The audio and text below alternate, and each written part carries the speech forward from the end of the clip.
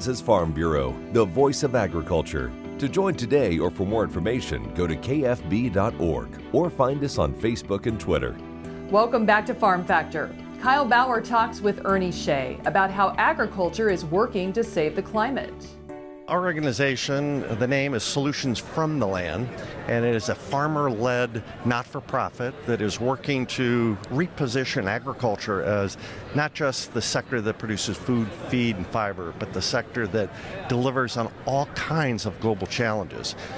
And obviously we think of agriculture and food security, but agriculture plays a critical role in improving water quality, in stimulating rural economic development, in solving the climate crisis. So we are working to position agricultural landscapes as a major solution platform for these major global goals that are known in the UN system as the Sustainable Development Goals. So that discussion of sustainable development goals has been going on quite some time, but American agriculture hasn't been able to be quite as involved as maybe we should have been. I think that's fair, or maybe they haven't been able to get their head around it, because in UN speak, Sustainable Development Goals is one of those vague, global, conceptual agendas that, the average farmer probably says, what is that all about? Right. But what the world has done, 193 countries have banded together and said that by the year 2030, we're going to resolve the major challenges facing the world.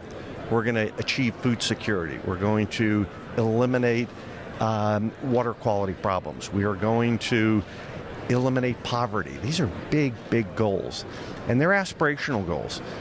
And one of the newest ones that's drawing a lot of attention is climate change.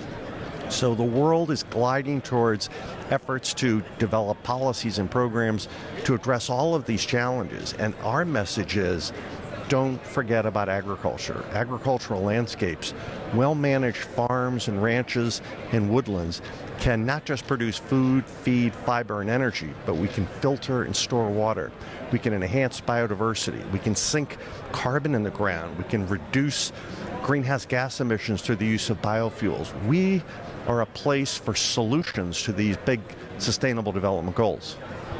Well, and truly, it appeared that a lot of that evolution, that progress down that highway was taking place and making a lot of the things we did in American agriculture look counter to that instead of part of one of the solutions.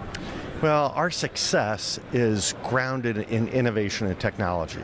Here at the Commodity Classic, we see examples everywhere you turn of technological solutions that have enabled U.S. agriculture to produce more with less. That's a wonderful success story that is not embraced by other stakeholders who are competing to write the future of agriculture around the world. So as we are engaged in the climate convention talks right now, we are finding that our common sense set of solutions using sustainable farming practice that will both feed the planet and help solve the climate crisis is enabled by precision agriculture, by technology, by GMO technologies. And other people are showing up saying the opposite, that agriculture is actually the problem with the world, that we pollute. We are creating significant greenhouse gas emissions. We are causing irreparable environmental harm. And they advocate a different approach. Their advocate is anti-technology. They want us to stop using basic inputs like commercial fertilizer because of a perception that it will throw the ecosystem out of balance, will create water quality degradation. Common sense systems and tools that we've used that we call climate smart agriculture practices are the way forward. So we are competing, if you will, within the United Nations system around the climate convention.